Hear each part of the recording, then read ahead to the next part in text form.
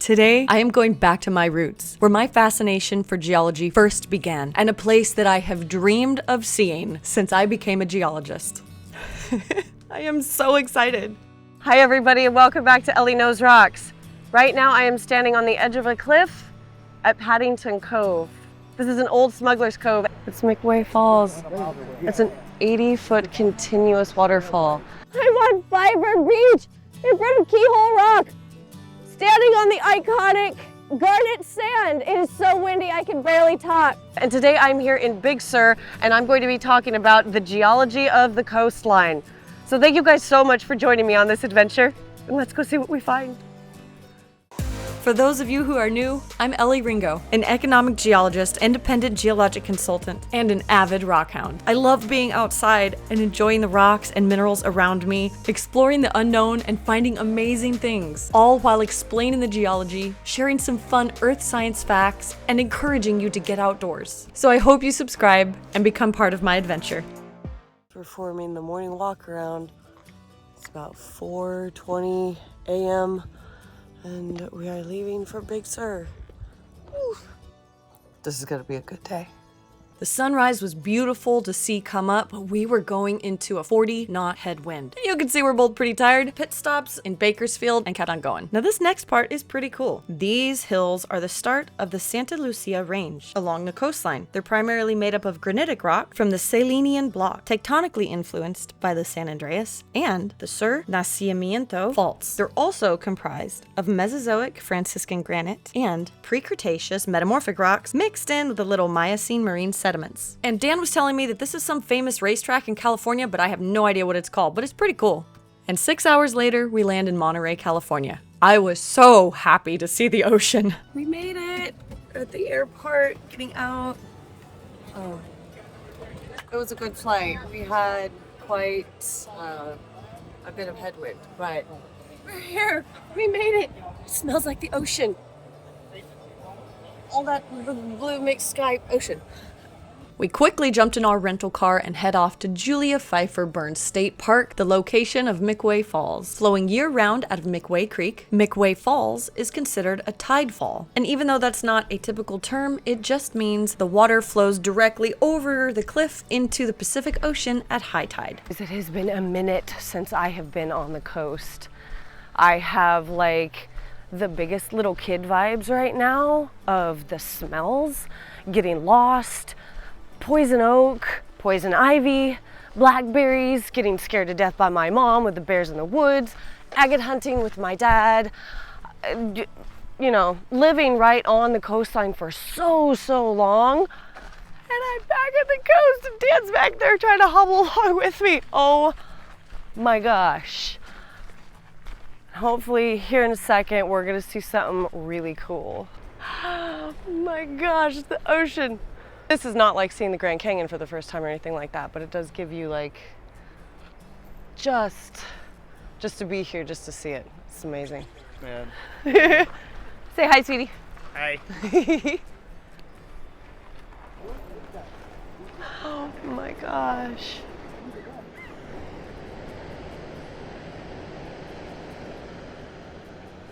It's McWay Falls. It's an 80-foot continuous waterfall. It's one of 2 waterfalls in California that never runs dry. It continues to flow all year round and dives into the Pacific Ocean.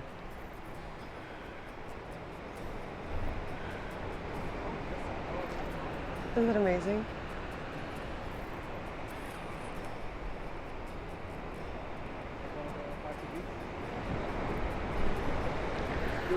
The whole complex of rocks down there is part of the Franciscan complex, meaning that it is a whole mess of crap all mixed into one.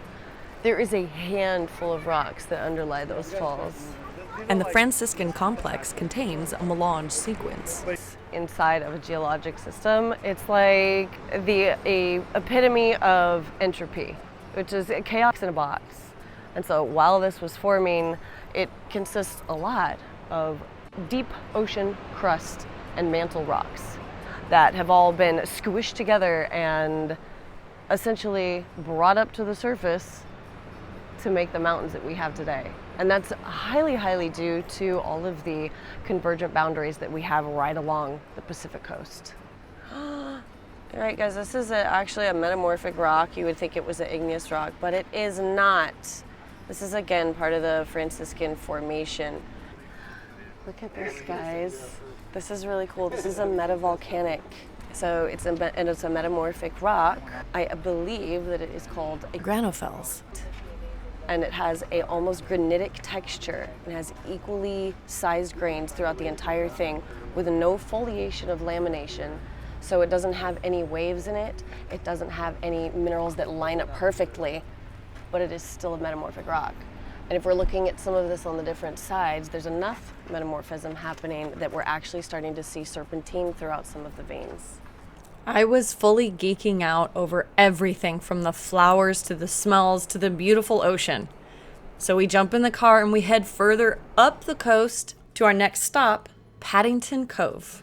Intermittent waves of unusual size and force. Wow, okay.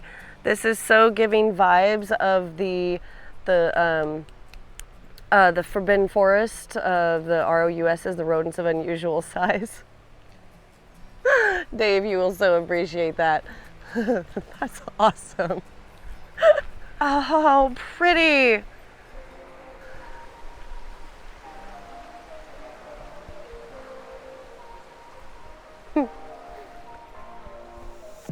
Oh, the clover. Oh, those are so cute. This walk. Oh my gosh. Okay, I think I'm about to come around the corner to where the actual smuggler's hold would be. This was used for big ships to come into this port because the rocks go down so deep that it was a safe harbor, actually, even though the breakwater's huge. That is so cool. Could you imagine this? The walls, what are they made out of? I think it's that same Granophells sort of a rock, so that igneous metamorphic rock. But wouldn't it be so cool to have seen giant limestone bricks like going through this? Or if people were hiding like bottles of alcohol somewhere, Steve, we would find them. Well, let's go look.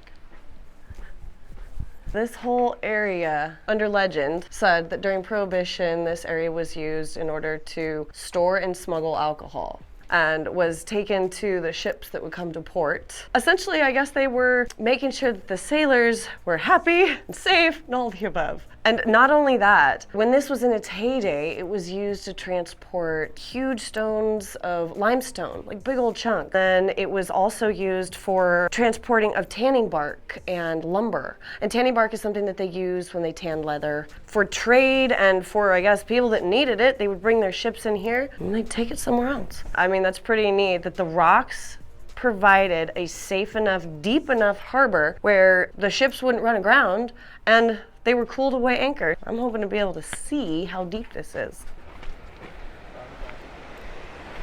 Oh my gosh, that's breathtaking. Oh, just listen to the water.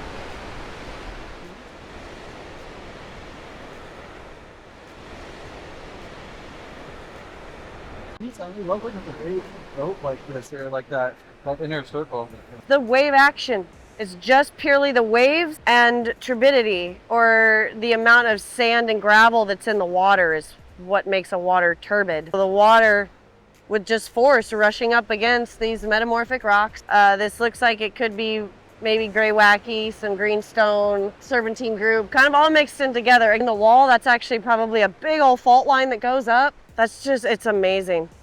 The rock formations that make up this coastline are extremely significant for their formation. We have the Franciscan complex, the Sur complex, and the Silenian block. And they range in age, from the youngest being about 11 million years old to the oldest visible rocks being around 300 million years old. But where did they come from, and how did they get here? Isn't it crazy to think that the rocks that are here, that we're standing on, that the ocean has been beating up against for millennia, is 300 million years old. And then on top of all of that, they've been messed up by the two plates that are out here converging. underneath of me right now. But it just means that the giant Pacific plate out there is subducting underneath of the North American plate and doing this. And so basically it's sliding underneath. And this Mountain range behind me is created because as these plates slide, they'll start to buckle and you'll start to get friction and heat. And once they release, huge mountain forming events happen, otherwise known as orogenies. And these giant mountain ranges form. And it's all just because of tectonic action. And the rocks here give us a much deeper understanding of how our tectonic plates work. And it allows us just a little bit deeper of a glimpse into our geologic history. This is wild.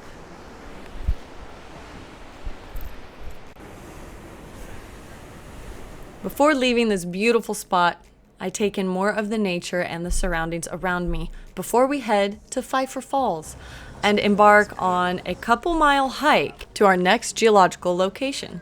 As I meander up the stairs, I am taken back by the gorgeous redwoods. It's been at least 5 years since I've seen trees this big. We don't get anything like this in Arizona. You know the kid from Up who's got the backpack? Ellie's backpack reminds me of that. Yeah. Minor freak out. This is why reading is important. We're using the Valley Falls to go view the falls. Anyways, thank you, Dan. Love you.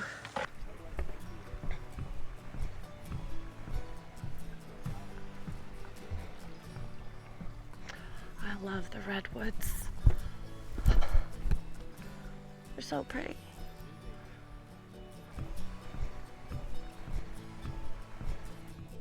We're gonna get there. I actually have no idea how long the hike is to get here. And I'm wondering why the other trail's cut off. I bet it was a rock slide. Flooding, movement of rock. A lot of this rock is kind of slaty, so it has a lot of clay in it. Makes it very easy if water comes rushing through for landslides, or I would say for landslides to occur. I already feel like, not worn out, but being up since 4 a.m. definitely takes it out of you. Oh look, lupins. That is part of the St. Lucia Range. We're about to climb up a giant staircase. Beautiful trees, oh my gosh.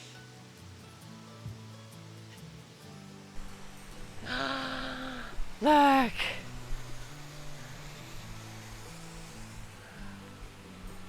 Oh my gosh. Oh, that's so pretty. Look how pretty that is. The rocks is just a mix of extremely well metamorphosed. Otherwise, this whole crevasse from the waterfall would be much, much deeper. Kind of like the sandstone that gets cut in the Grand Canyon.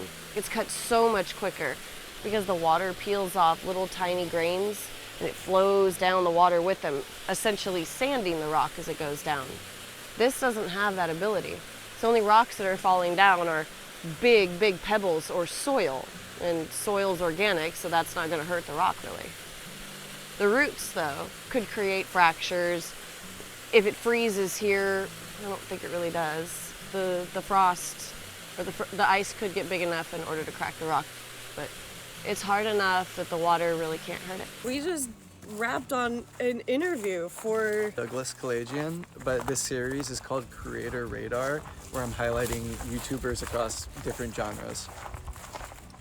We just finished that. That was awesome. That was like an hour.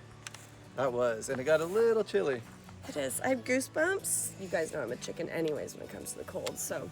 All the information for Douglas's channel can be found in my description, so please head over to his channel and check out how he captured my story. He did such a fantastic job. It was awesome to work with him. Now we're headed to Pfeiffer Beach and Keyhole Rock to see the iconic purple sand. I've been waiting to do this for years, and this is the biggest, most important part of my trip.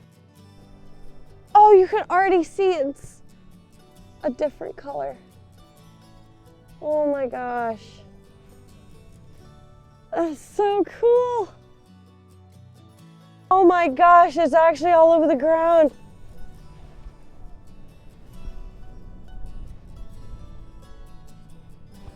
How neat.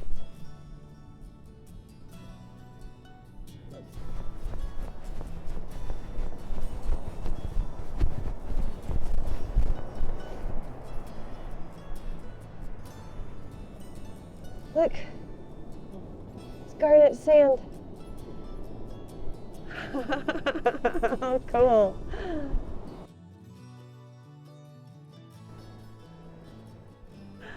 I'm gonna. Where else can you find this purple sand? You can't. This is iconic. There's no other place that I'm aware of geologically where you can find purple sand on the beach. So that's what makes this so incredibly unique.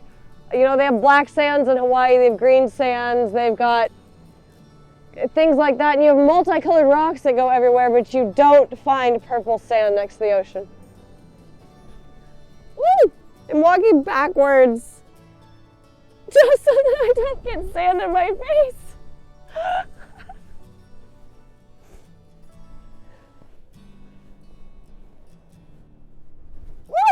Keyhole rock, also known as keyhole arch. It has been deposited and shaped through erosion over millions of years to give it the iconic structure that it has. And it actually has quite a complex geology. It's considered a beach rock. Some of it is quite crumbly or friable, and other parts of it are well cemented, thus keeping the iconic feature of the keyhole preserved. It's made up of limestone and other sedimentary particles like sand, gravels, shells, silts, and it's all cemented together with carbonates. And this process happens over multiple times, building up the rock in layers through a high magnesium system with calcite or aragonite. And this happens with a supersaturated solution of calcium carbonate and the evaporation of seawater. And then over millions of years, you get this iconic feature. If you want more information about arches and how they form, go check out my video on Arches National Park for the full process and formation of an arch. Before I start talking about the iconic purple sand, I have a small story time. The rocks on a beach are very special to me, especially the small ones, because I used to go agate collecting as a kid with my dad. I won't be able to even get close enough to the ground to see if there are any agates there, because the wind is blowing so hard.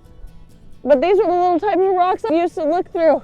I would look for hours on the beach for agates as a 7-year-old kid with my dad, collecting all of them that I could find. It was the first time that I thought rocks were cool, and I still have my agate collection that I had when I was a kid. It's been added to over the years, and you're looking at it now in this jar. I'm very grateful that my dad would take his Saturday to sift through little tiny rocks on the beach. I lost many a friend to the beach because I told them I wanted to go to the beach, so they thought we would be chasing waves, when really all I wanted to do is look for these beautiful little rocks. And who knew that finding agates on the beach would one day turn me into a geologist? I will forever be grateful for that time.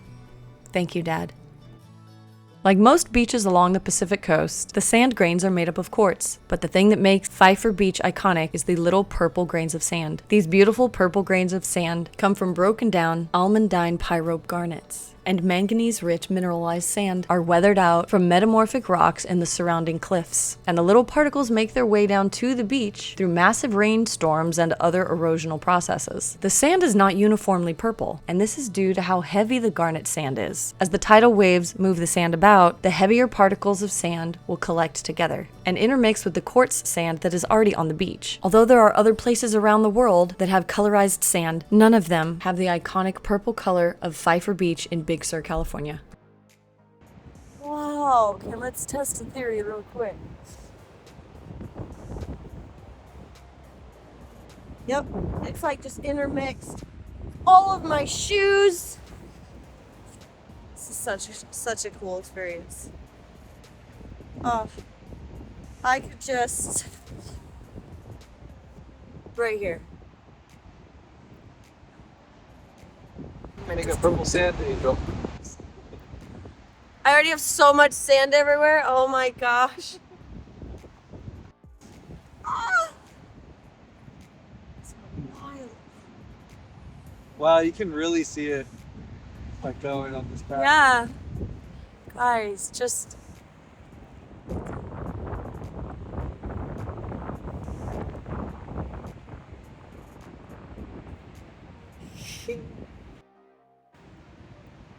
isn't that cool?